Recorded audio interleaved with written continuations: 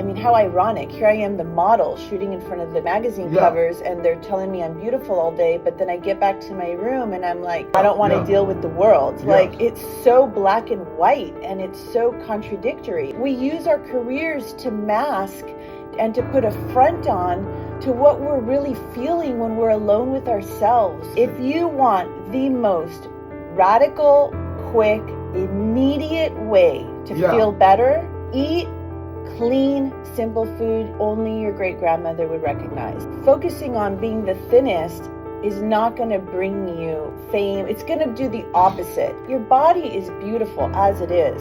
And what we're focusing on is feeding your body and your brain the best food that it can. And you will naturally get the body that serves you best.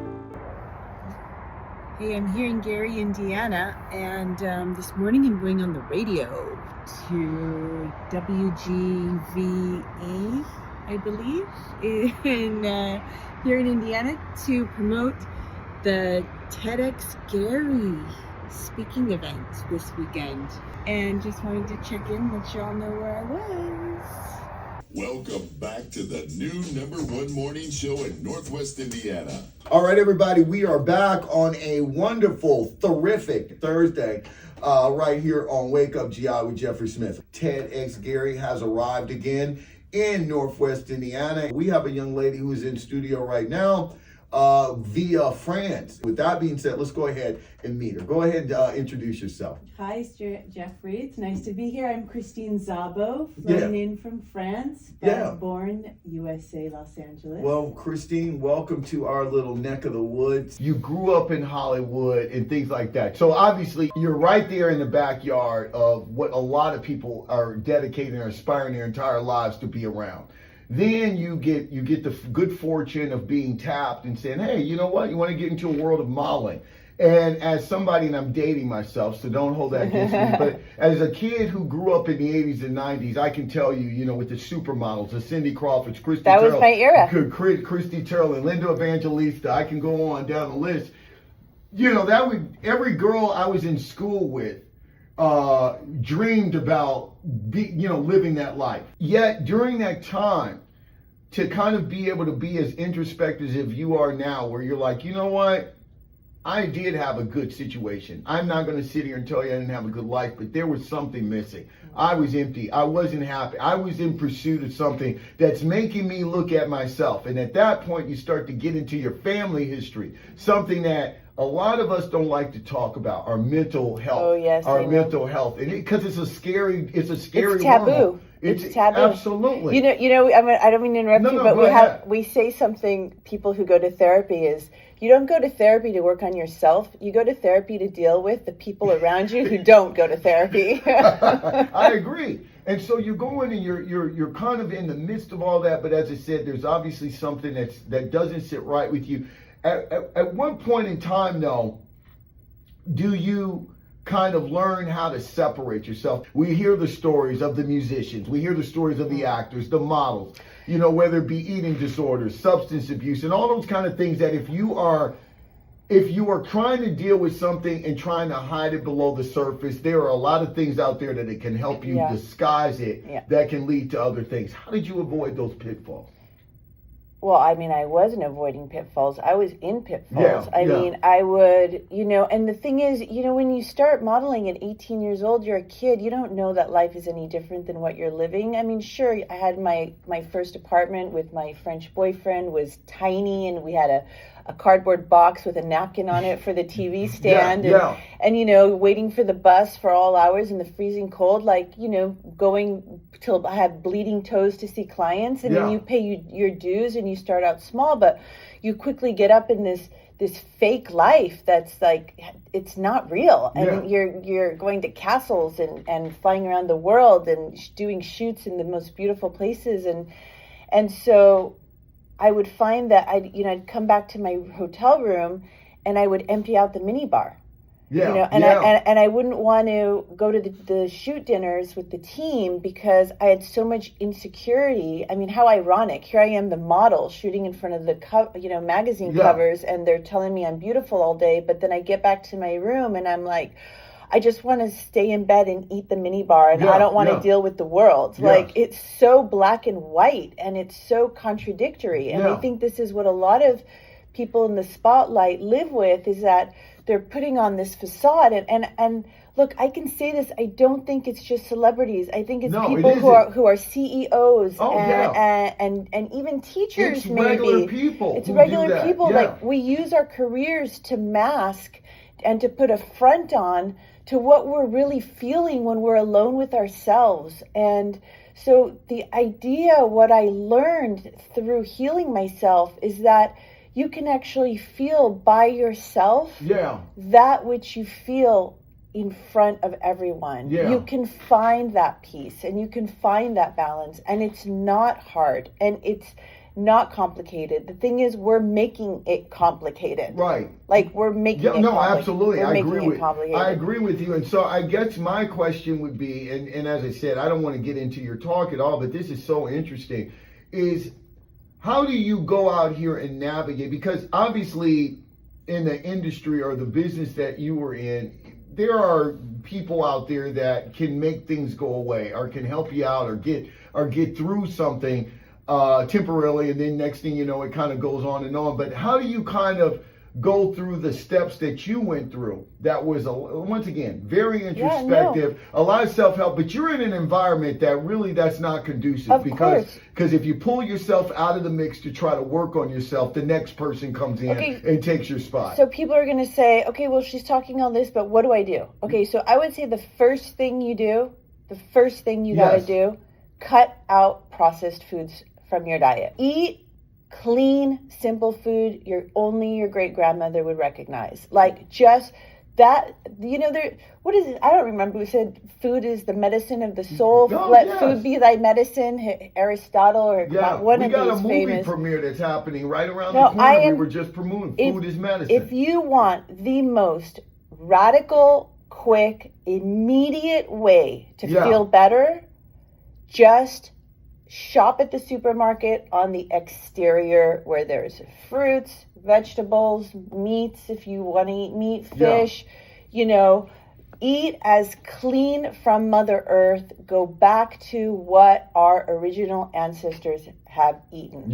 So, look, do I still like to sit in front of a movie and binge? Yeah, of course. I'm a human being. Like, I love. Absolutely. This is what I tell people. If you're a binger, if binge eating is your clutch, and I think a lot of people like snacking, we like binging, you gotta just get an air popcorn machine, pop the biggest bowl of popcorn that you can, sprinkle some olive oil and healthy salt on it. Let me ask you this though, and binge. When did this happen? Because obviously there are people that are listening and have, obviously are still listening, and like, they know about your day job, and you were a model, and models are infamous for having their relationships with food, right? Whether it be negative or what have you. And they say, well, it's not as easy for me, Christian. I can't go out here. I got to shop where I shop. I don't have let me ask you this. I'm sure we can get apples and banana. Like, grapes is a great binge food. Raisins is a great binge food.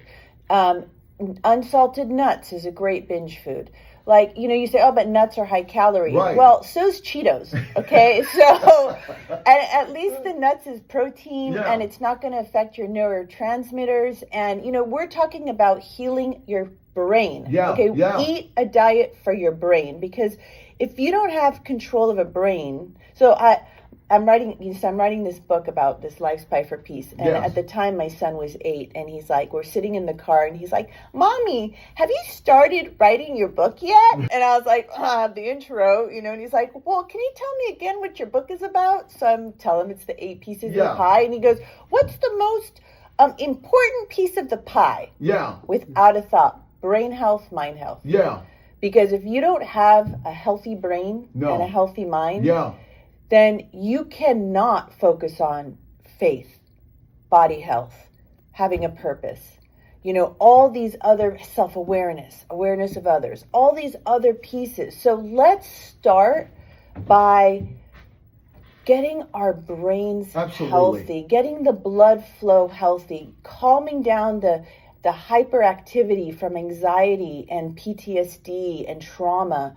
And we can do that the way I did it, because I didn't take the medication. You can do yeah. that by changing your diet to a brain-centered diet. So healthy fats, Yes. avocados, olive Yes. oils, nuts, fish, salmon, healthy meats. There was even, I once read an article about a psychologist in New York City who, she had these clients that didn't want to take antidepressants. And so she discovered that having these vegan and vegetarian patients, put them on a once a week grass-fed meat diet, they improve their depression by 60%. Oh, absolutely. So, I mean, my spiritual teacher guru, who's vegetarian, vegan, he's probably going to, hate me for saying this, but I think that if you are struggling with depression and you need to first focus on what you're eating with whole healthy foods. And I'd rather somebody eat a healthy piece of meat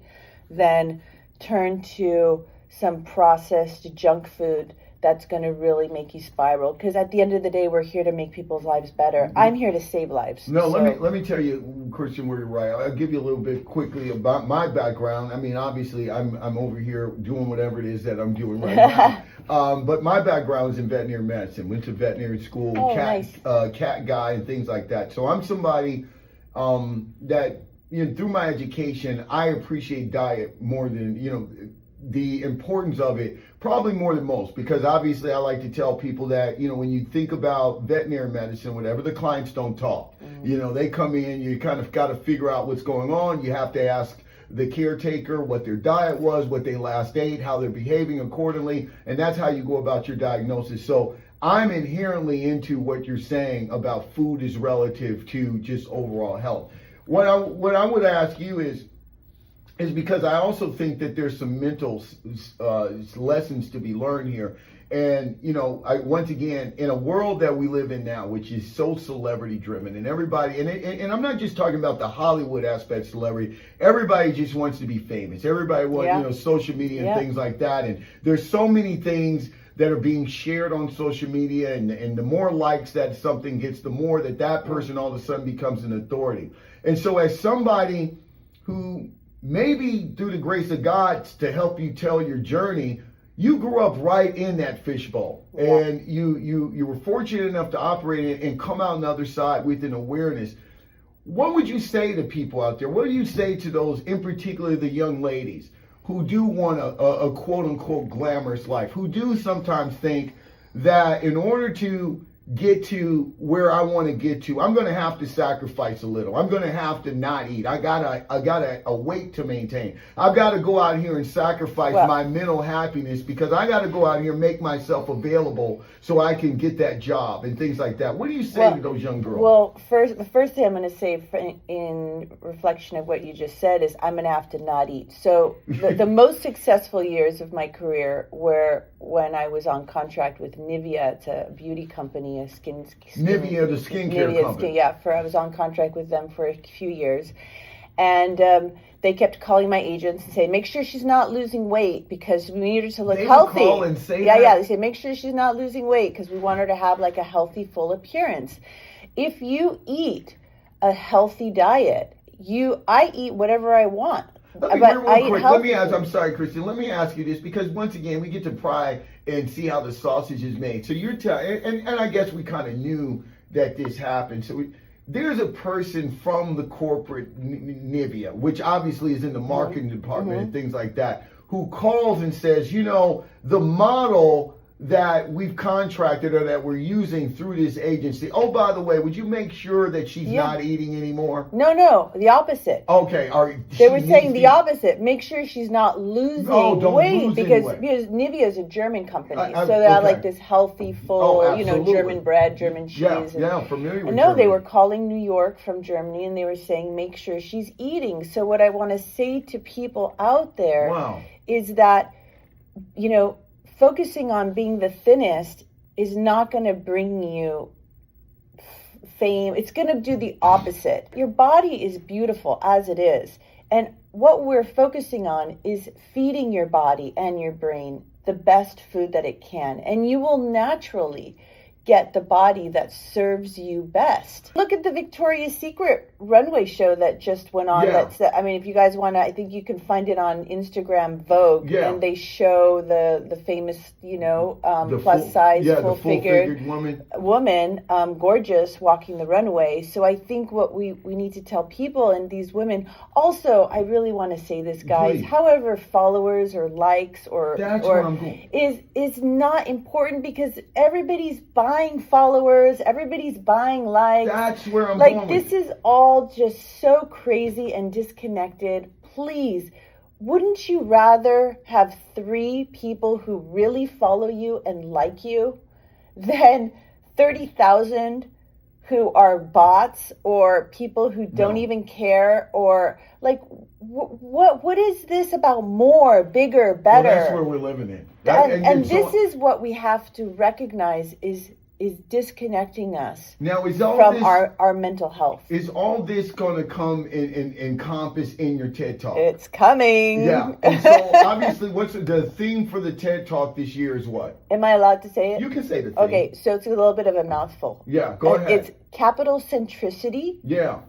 To connection, transaction to transformation. Transaction to transformation. So in a nutshell, because I know that's a lot. It was even a lot for me, like when it came up with it. But it's about recognizing the need to reconnect back to the simple way of living in every aspect of our lives, from our relationships to ourselves to the earth. Yeah. And if we can just live from morning to night, keeping a conscious approach to how can I live like my original agrarian, we call it, ancestors lived, we will be amazed at how fast we can heal our souls. Now, let me ask you about your journey to be a TED Talk. What made you, I think I shared with you when I got kind of into this. Specifically, I knew about TED Talks and things like that, but I really think that, being shut down, looking for something to stimulate my mind during the pandemic really got me